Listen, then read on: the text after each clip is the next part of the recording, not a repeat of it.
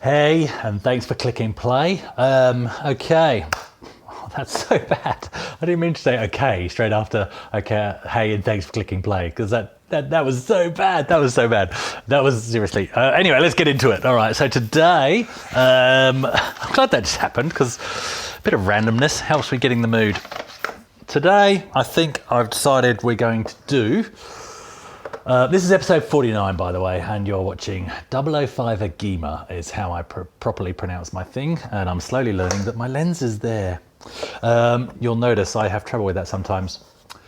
Lotus Turbo Esprit. I have two sets of stories to tell about this before we fire it up. First, let's have a look at what's in the box. How did I come by this copy? How I came by this copy was... and I'm remembering I'm only recollecting, well, for the most part, I'm only recollecting the games I had as a teenager. So after buying my Batman pack on eBay and knowing I was going to have to wait a year, I noticed another massive pack come up, and the poor guy, it was a really good deal, but people kept pushing him to split it up. So eventually he said, okay, I'm going to split it up. Once he'd put on Gumtree, okay, I'll split it up. It was Gumtree. Did I just say eBay? It was Gumtree. But he was in Perth, local. I said, I noticed you got Lotus Turbo Challenge. I'd love to pick that up. Yep, no worries. He said $25, and that was fine with me. So I drove all the way up. It's about an hour's drive from where I live, but that's fine. Ironically, we used to live in that area. And I drove all the way up, and out of all the games that he still had on offer, this was the only one I had as a kid. So this is the only one I picked up. And this is in such good condition, and I'm so pleased that I found this local. Now, it's weird, those little things I did check out, and on the back, even though this is in Australia, it's all the UK publisher information in terms of telephone number and address. So little things like that, you go, it wouldn't be quite right for me. But anyway, let's have a look at what I've actually got inside here. So first of all, cover, box. I mean, this box is probably... dare I say, he says, chalking over his shoulder, the best condition box I've picked up so far, other than the Batman pack itself. This was fantastic. Everything this guy had was top notch, and I can't believe people were hassling him to split it up. When it was such, in hindsight, I should have just bought the deal he had. I won't bore you with the details. I think I've told you about that in episode 1, actually. But inside, what do we got? So we got the disc in good condition, good working condition. You would have seen I did a load test of all the games, and this is one of them. Got the manual there. Even got the bag for the disc, so that disc should have been in the bag. Sorry about that. Disc should be in the disc bag. Bag for the disc bag. Even got his original receipt here. So where did he originally buy this from? It is quite faded. So he originally bought this from, I don't know the computer shops from the 80s in Perth, obviously, because I've only been here about 16 years. I can't read that because my eyes. Bruning Headlam Computers, something like that. I don't know, something like that. There it is, up there, somewhere. He says, tapping on the screen, hoping that will focus. And what did he pay for it originally? So he paid Lotus Turbo Esprit. Holy crap, really? $70? $70? In 1990, this game was $70. Are you seriously? And at the same time, he bought a Navigator joystick. There you go. $70. Would that be about right? Oh, I guess that would be about right, because that would be about 25 to 30 pounds. Yeah, okay. And I got it for $25. So, and that's how it should be, to be honest. Much as I love this whole collecting scene. Warranty card, there we go, that's in the box as well. Much as I love this whole, when things get to original recommended retail price, look, if you replace the word retro with old, prices go down. And what's happening at the moment is people are replacing the word old with retro and putting prices up. Look, let's get over it, shall we? This stuff is old, and it just happens to be fun for a select few of us. I'm not in it for the investment. Sorry if you are, but yeah. Anyway, let's talk about the manual, all right? Because I really want to talk about how I had this back in the day. So let's talk about this. I bought this when it was brand new out back in the day, and I absolutely loved it. Totally loved it. And what I loved about it once I got it was this. Look at this. Oh no, that's the French version of that page. Let's try and find the English version. So in the manual, I'm just flicking through the manual here. Here we go. Right, let's make sure we get that in focus. There's a story here. There's a story to be told, and I will tell it, and I don't care if you're not interested. Okay. Plenty of time to take that in, and then I'll read it to you for the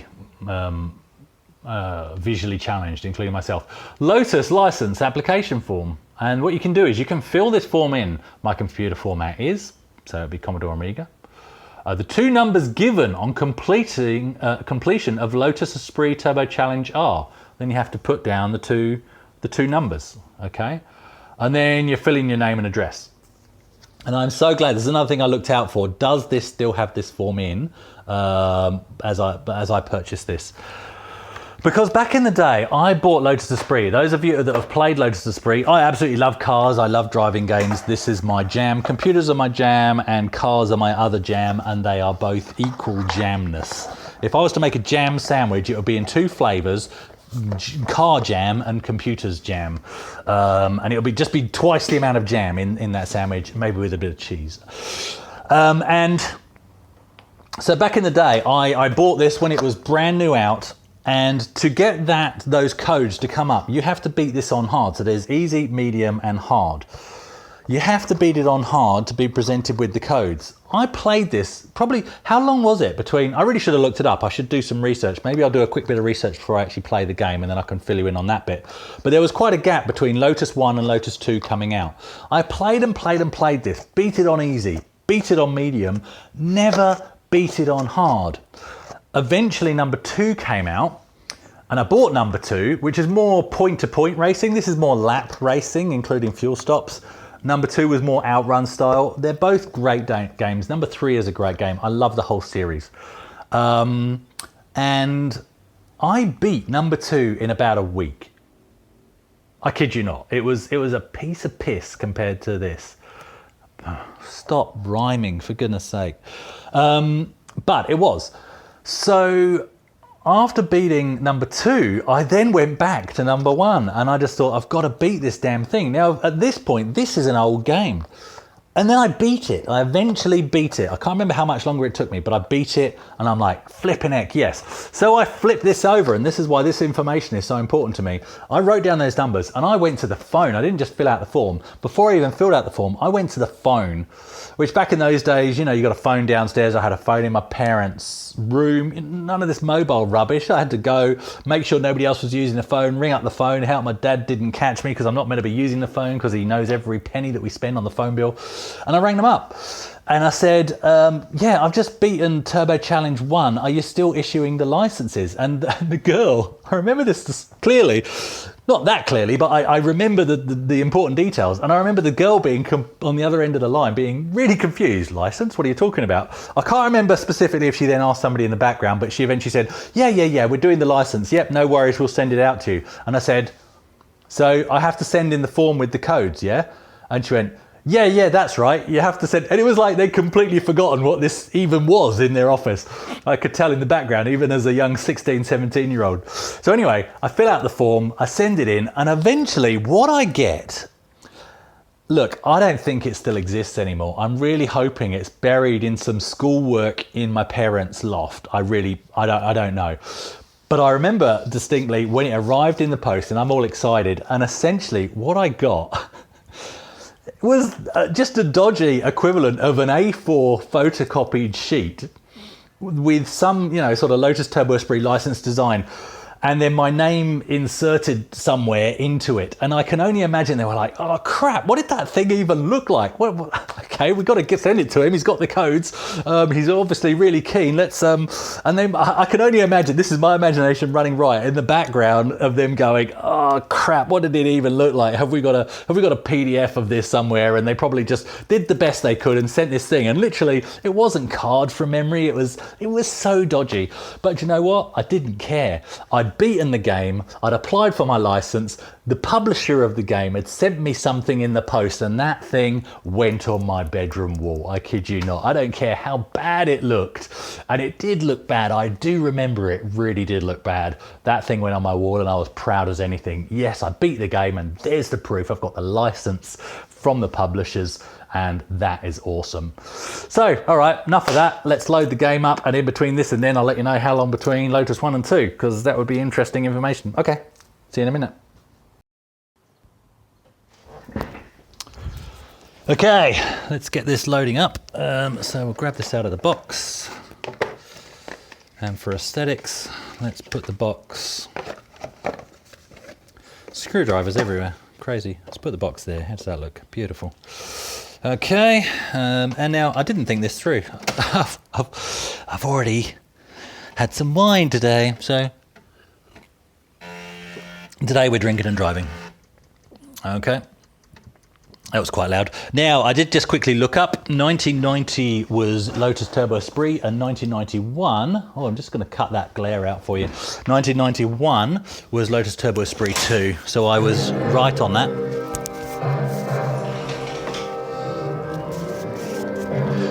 I was right on that in terms of it being about a year. Sorry about the cable getting in the way. Let's just turn that down slightly there. Beautiful music on this. There are all the tunes, and I'll find somebody else's video and link you to them. People have done videos of the tunes in this game, so you know I'm not going to tread on anybody's details. I wanted to do that last week with Captive. Next week, by the way, is episode 50, and I'll be unpacking where we're going from here next week, and I think it's exciting. So anyway. Let's get into this. I love this. I absolutely love this game, and it remains so playable today.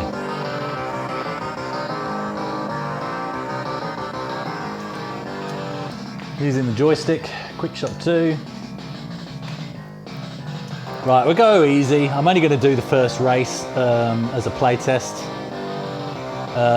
Manual gears, I'll leave it on manual gears. I actually don't like normal control anymore. Oh, damn it, that's not what I wanted to do.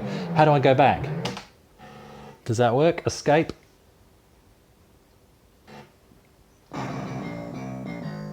Yes, it does.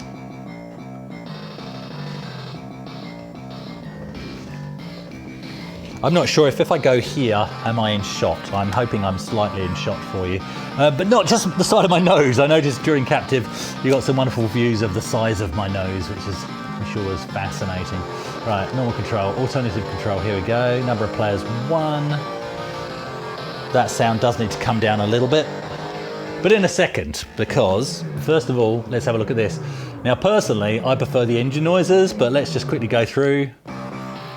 Fantastic tracks, absolutely fantastic tracks. Love these.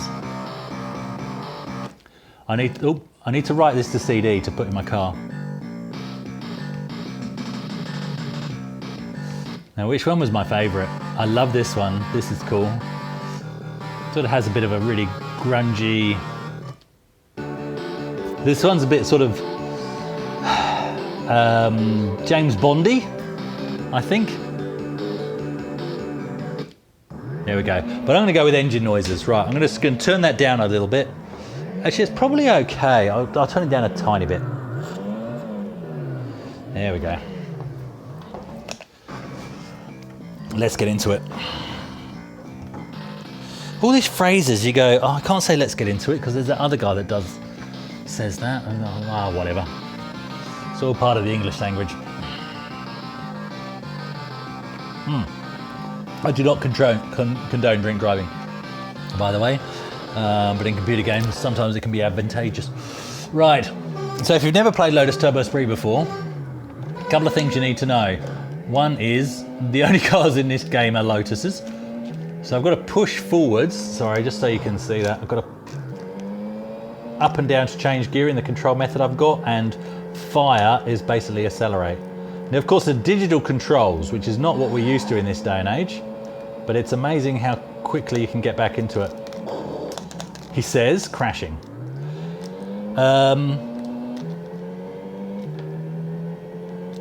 Yeah, so basically it's sort of lap-based racing in Lotus 1. And that's all you need to know, really. On the harder levels, you do have to think about refueling. On this first level on easy, you really don't. And this is definitely, so just like Wek Le Mans was the game for me on the Spectrum that said Outrun on the Spectrum could have been better, this 100% is the title that you go, well, why was Outrun so crap on the Amiga when the Amiga is capable of this? Now, what you have to think is the assets are a lot simpler. There's no splits in the road, but you know, there's smart ways around that, and you're gonna load the next level off disk anyway. So I don't really take that excuse. You know, look at the scenery. It is so fast. So in my view, by using a similar engine to this, Outrun could have been so much better, even if they'd have made some compromises, like saying, okay, we have the Testarossa as the main car, and all the pedestrian cars are Volkswagen Beetles or Porsches or whatever, or the trucks. I don't care, choose one or choose two, simplify the assets. That would have done one thing, and then likewise simplify the assets at the side of the road, because what matters, having the same amount of assets as the arcade version, or having the frame rate close to the arcade version? I'd argue the latter, because it's a flipping driving game. Anyway, enough ranting about Outrun, let's talk about Lotus. Oh, there we go, first race done, so we might as well go into the next one. Easy peasy, and I came first, I wasn't even concentrating. I absolutely love this game. This is so playable in 2020. So while the next level, I love, just notice the funny names that they put for the, I'm just going to make sure the focus is okay there, but the funny names that they put for the other drivers, there's the little details, Nigel Mainsail and stuff like that. But yeah, so obviously the single player in this is one thing, but you can also do two player in this. And me and my brother would do that all the time. Now, I tended to thrash my brother, and my brother doesn't like being thrashed. He's an older brother. I'm the youngest of 5. He's the second oldest. He also played rugby. He was quite big and strong. So, I kid you not, sometimes I would actually drive slower so that I wasn't thrashing him as much. It was just, life was easier that way. And then I'd sort of, you know, pip him at the post. And that was how I survived that. It was quite funny. But yeah, we had great times on this. This is fantastic. But again, I think I sort of tackle it, you know, back then you're sort of all or nothing, whereas now I'm more into, even now, rather than yanking it down a gear, which I should do now, rather than yanking it down a gear to go around a corner or whatever, I'll just let off the throttle.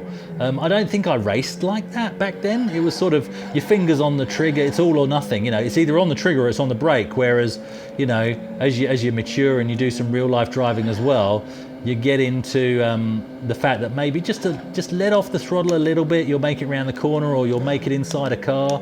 It's not working for me now as I'm talking about it, but you know what I'm saying.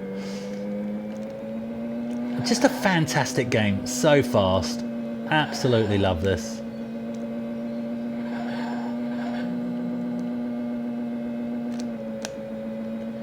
And you get different obstacles as you go through. On number 2, famously, you have like water to jump over and stuff. Can't remember if that happens on number 1. Maybe it does on the later things. As you see after the start and finish point, that's where you've got a pit stop. I'm not sure if I need to pit on this one. I'm in first again. He says, almost bored. I might need to fuel on this. I don't think I need to fuel on this race.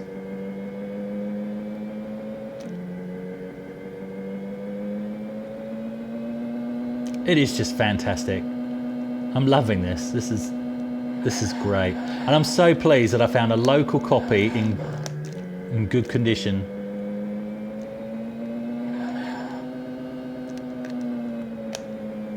I don't really have to worry about that car because I'm lapping him, so it's really no big deal. Maybe I should have refueled, I should make it. If I don't have to, yeah, we're gonna make it. Even hitting other cars, we're gonna make it. There we go, that's that. At the end of the day, that's Lotus Turbo Esprit. Definitely one of my all-time favorite games. I'm not just saying all-time favorite Amiga games. I'm saying all-time favorite games, you know, modern games included. I think this is fantastic because Outrun is up there, and this is Amiga's Outrun in my view, and 2 even more so. But this is just fantastic, especially if you like, you know, sort of track-based racing, learning the corners. I think that's the difference between now and then. Is back then I would remember Just gonna get out of that. I would remember the corners, I would learn the corners. Now, to be honest, I can't be bothered. I just sort of accelerate, go round and round and round. I dare say if I keep playing it, a bit like when I was trying to beat Wet Clement, they'd probably start to stick in my head. But other than that, yeah, it's just sort of, just, you know, hit accelerate and hope and all of that. But yeah, this is fantastic. Absolutely fantastic, and what a fantastic car as well. All right, thank you guys. Next week, well, I say next week tentatively. If I can get it together for next week, if it's the week after, then it's the week after. Next episode is episode 50, and we'll unpack where we go from here. All right, cheers guys, thank you very much. Catch you later.